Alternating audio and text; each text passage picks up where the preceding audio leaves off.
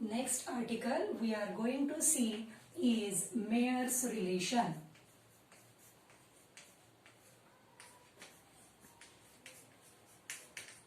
Okay, so we know that if heat is supplied to a gas, heat energy is supplied to a gas, then it is used up in two ways. First one is to increase its internal energy, that means temperature, and to increase its temperature, and secondly the remaining part is used to do work. Okay, work for expansion. See, so if we consider 1 mole of an ideal gas and P, V and T are the thermodynamic variables like pressure, volume and temperature. So first of all, if the process is carried out, heat is supplied at constant volume. Heat is supplied at constant volume. So whatever heat supplied to the system, here the process is carried at constant volume, so that means volume will not change, that means there is no expansion, there is no work done. So whatever energy supplied is used to increase its internal energy, that means it will be increased its temperatures. So dQ1 is equal to dE, which is equal to CV dt. So dt is increase in temperature, CV is specific heat at constant volume. So this is at constant volume. dQ1 is equal to dE is equal to CV dt. So secondly, if the process is carried out at constant pressure, the process is carried out at constant pressure. So see here, the pressure is constant, volume is not constant. So there will be work done, there will be expansion, as well as there will be increase in its internal energy. That means temperature will increase. Therefore, dQ2, I will write here dQ2 is the heat supplied. So it will be dE plus dW. That means dE plus PdV, and it is also known as Cp dt, where Cp is the specific heat at constant pressure. Now I will substitute this dE, that means Cv dt here. Okay, so Cp dt I will write first. Cp dt is equal to dE. dE I will substitute as Cv dt. See here, instead of dE I have substituted Cv dt plus this PdV as it is. PdV I have written as it is.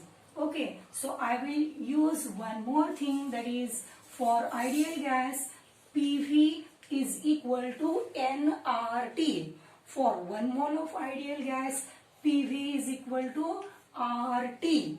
Okay, so for 1 mole of ideal gas PV is equal to RT.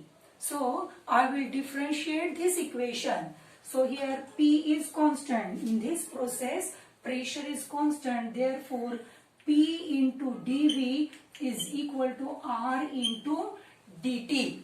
So in this equation I can substitute R dt instead of P dV. Okay, so see here, therefore Cp dt, this equation Cp dt equal to Cv dt I will write as it is, Cv dt plus, instead of PdV I will substitute RDT, it is RDT. So dt is there in each term, dt is there in each term which can be cancelled. Therefore Cp is equal to Cv plus R. That means Cp minus Cv is equal to capital R. So this is Mayer's relation. Cp minus Cv is equal to R.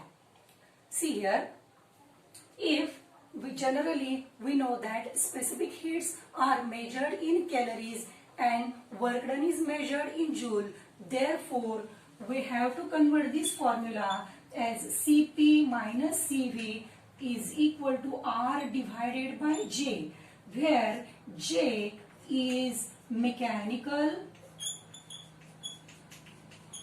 equivalent of heat. If generally specific heats are measured in units calories, work done is measured in joule, therefore we have to convert this formula as Cp is equal to Cp minus Cv is equal to R divided by J. Now we have one more point here.